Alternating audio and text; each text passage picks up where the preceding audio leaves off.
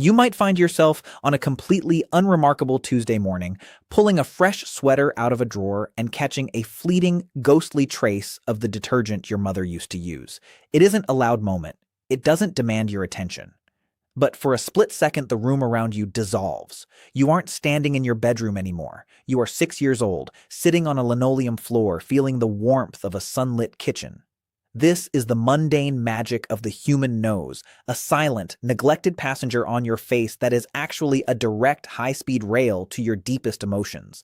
We treat our sense of smell as a secondary luxury, a way to enjoy a cup of coffee or avoid a sour carton of milk. But if you were to peel back the layers of human history, you would find that this quiet, everyday observation is actually the remnant of a primal language. For our ancestors, that faint chemical bloom wasn't just a memory. It was the entire foundation of human society. It was the handshake, the passport, and the lie detector test all rolled into one. Before we ever learned to talk, we learned to inhale. We spent tens of thousands of years greeting the world not with words, but by drawing the essence of another person deep into our lungs. Imagine walking through a dense primeval forest where the air is thick enough to chew.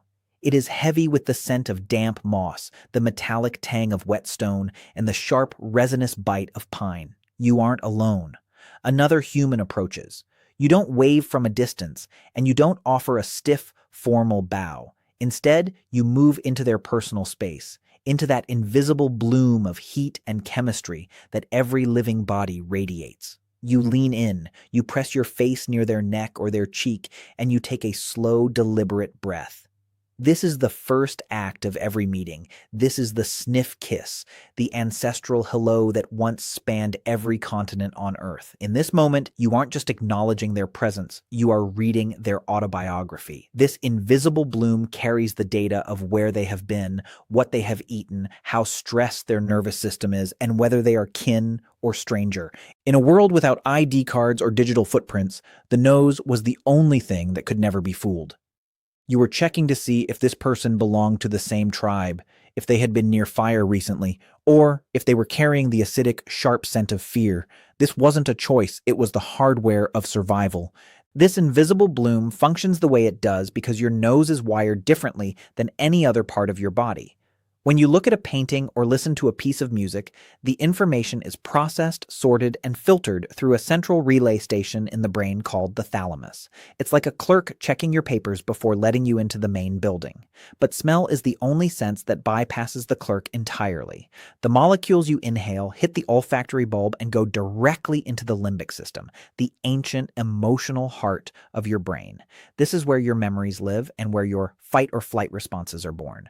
This direct wiring is why you can't think your way out of a smell. You can choose to look away from a gruesome sight, but you cannot choose to remain emotionally neutral to a scent. Our ancestors utilized this biological shortcut to build instant, unbreakable bonds. When they leaned in to smell a newcomer, they weren't just gathering data. They were forming an emotional connection that bypassed logic. They were literally letting the other person's chemistry rewrite their own emotional state. This is why the greeting survived for so long. It wasn't a social custom. It was a biological merger. To understand how deep this invisible bloom goes, we have to look at the work of Linda Buck and Richard Axel. In 1991, they published a landmark paper that would eventually earn them the Nobel Prize in 2004. They discovered a massive family of about 1,000 genes, roughly 3% of our entire genome, dedicated solely to odor receptors.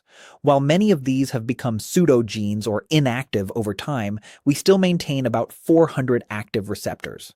To put that in perspective, we only have 3 receptors for color vision. We are, genetically speaking, built to be sniffers. We are walking laboratories designed to parse the world molecule by molecule. For decades, the scientific consensus was that humans were microsmatic, or poor smellers, compared to dogs or rodents. We believed we could only distinguish about 10,000 scents, but in 2014, a team at Rockefeller University led by Dr. Andreas Keller shattered that assumption.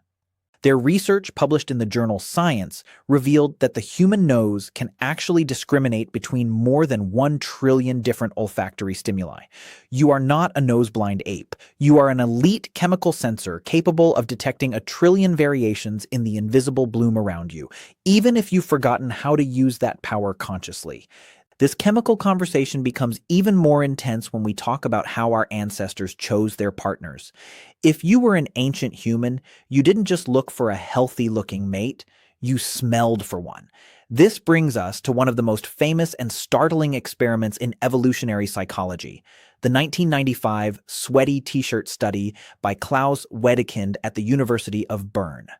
Wedekind recruited 44 men to wear plain cotton t-shirts for 2 nights, avoiding all perfumes, soaps, and spicy foods.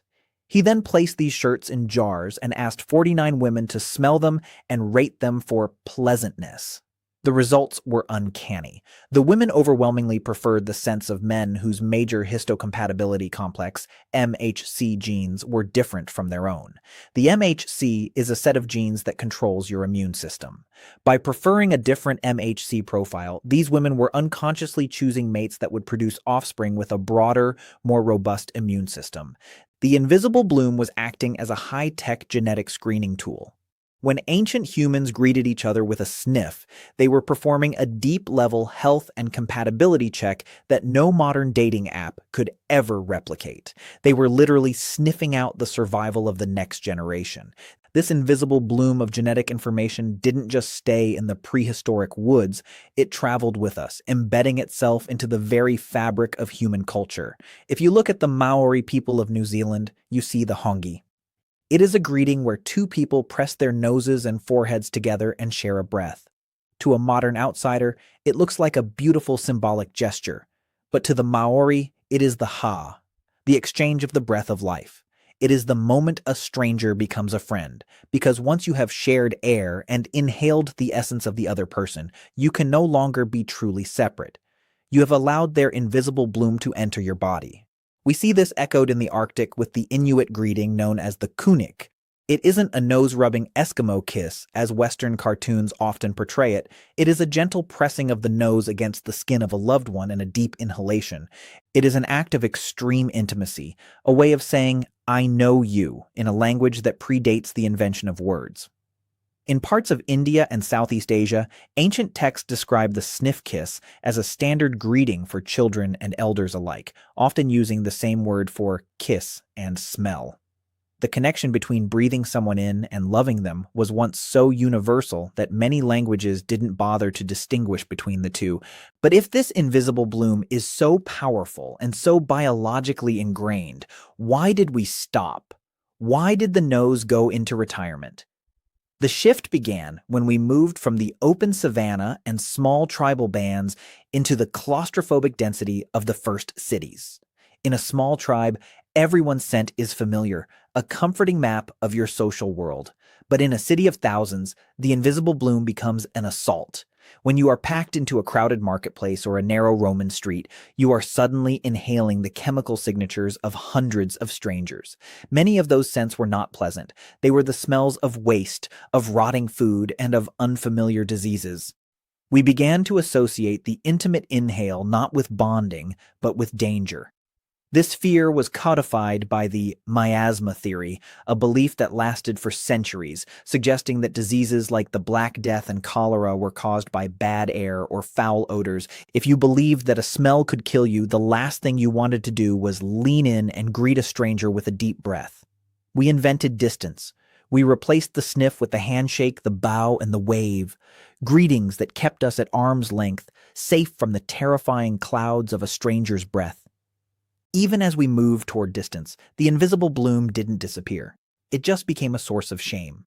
As the Enlightenment took hold and we began to prioritize pure reason, the body and its various odors were seen as animalistic, something to be conquered and erased.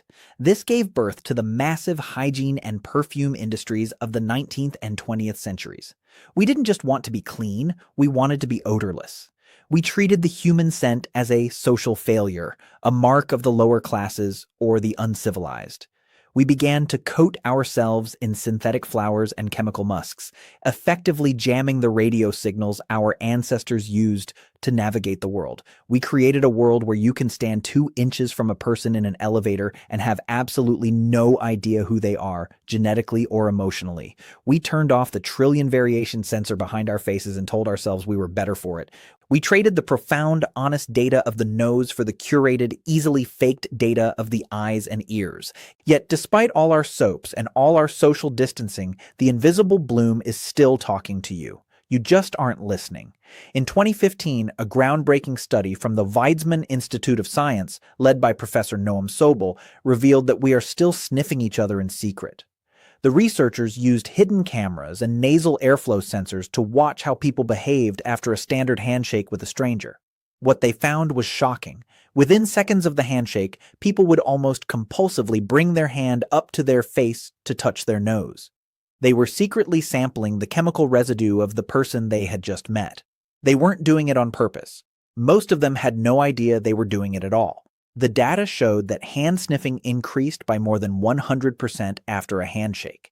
Even in a sterile laboratory setting in the 21st century, the ancient brain was still demanding its chemical update. We replaced the nose-to-face greeting with a hand-to-hand greeting, but our biology found a way to bridge the gap. We are still leaning in, still searching for that invisible bloom, still trying to run a background check on the stranger in front of us, using the only sense that cannot be bribed. This secret communication goes even further than just "who are you?" The invisible bloom is a broadcaster of our most intense internal states. In 2009, a study funded by DARPA and led by researchers at Stony Brook University took sweat samples from 40 people who were about to go skydiving for the first time, an experience of pure, unadulterated terror. They also took exercise sweat from the same people. When a separate group of volunteers smelled the fear sweat, their own brains showed increased activity in the amygdala, the fear center, even though they couldn't consciously tell the difference between the two types of sweat. Fear has a scent, so does stress. When you walk into a room where people are tense, you aren't just picking up on the vibe, you are literally inhaling the cortisol and the chemo signals of everyone around you. Our ancestors knew this instinctively. When they greeted each other by smelling, they were checking for the scent of the tiger.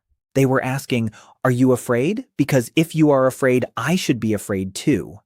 We have lost the conscious ability to name these smells, but our limbic system is still reacting to them, making our hearts beat faster and our skin prickle in response to a signal we don't even realize we're receiving. The invisible bloom even plays a role in how we recognize our own families, a phenomenon known as kin recognition. In a study published in the journal Nature, researchers found that biological mothers can identify the scent of their own infants after as little as 6 hours of contact, even if they are prevented from seeing or hearing them. This isn't just maternal instinct. It's a hardwired chemical lock-and-key system. Babies, too, will crawl toward a breast pad soaked with their own mother's scent while ignoring one from a stranger. This chemical recognition acts as a natural safeguard against the Westermark effect, an evolutionary mechanism that prevents inbreeding by creating a natural lack of sexual attraction between people who grow up smelling each other in a familial context. The invisible bloom tells us who we can love, who we must protect, and who we must stay away from. It is the architect of our entire social structure, built long before we ever built the first mud brick.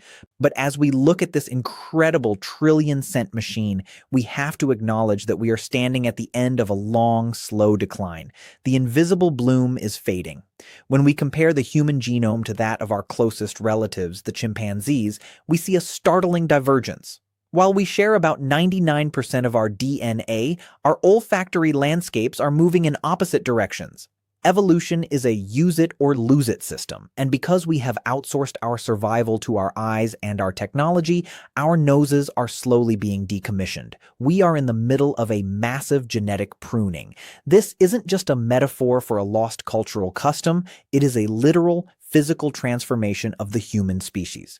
We are becoming a creature that no longer speaks the oldest language on Earth. We are trading the depth and honesty of the chemical world for the flat, bright surface of the visual world. Consider the act of crying. Most of us think of tears as a purely visual signal of sadness, a way to tell the world we need help. But Noam Sobel's lab at the Weizmann Institute found something much more subtle. When men were exposed to the invisible bloom of women's emotional tears, which have no perceptible odor, their testosterone levels dropped and their levels of sexual arousal plummeted. The tears were sending a chemical signal that said, "Not now. I need support, not passion."